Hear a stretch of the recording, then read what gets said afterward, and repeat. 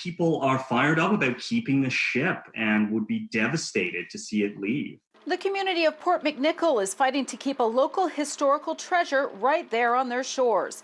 The SS Keewatin has been linked to the community for well over 100 years. It was built in 1907 in Scotland. It sailed under its own steam to Quebec, was taken in half, towed through the old Welland Canal, delivered to Buffalo. It was re-riveted, and from 1907 to 1965, it ran under its own steam. It ran out of Port McNicoll from 1912 to 1965. Having now become a museum, the ship was built in Edwardian tradition and is comparable to the Titanic. She's 5 years older than the Titanic, so when you go on board this ship, you will see construction methods that were used in the building of the Titanic.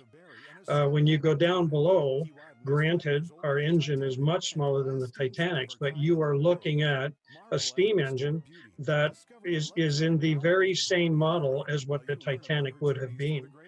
After a short stay in the States, when new owners purchased the Keewatin, she eventually did make her way back home to Port McNicoll in a fight to keep her from the scrapyards, thanks to the efforts and now continued stewardship of volunteers.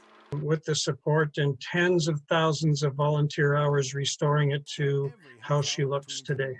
That's why she made it back here. And historically, it's where she belongs.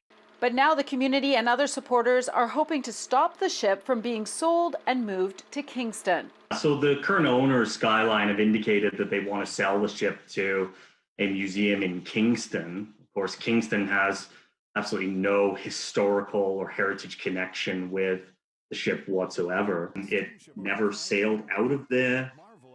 It never sailed really on the lower Great Lakes as a passenger liner. So the historical connection simply isn't there. For us, it's immensely important, and it's a treasured piece not only of Canadian history, but of local history as well. And the residents of this community would be absolutely devastated to see this leave, the ship leave.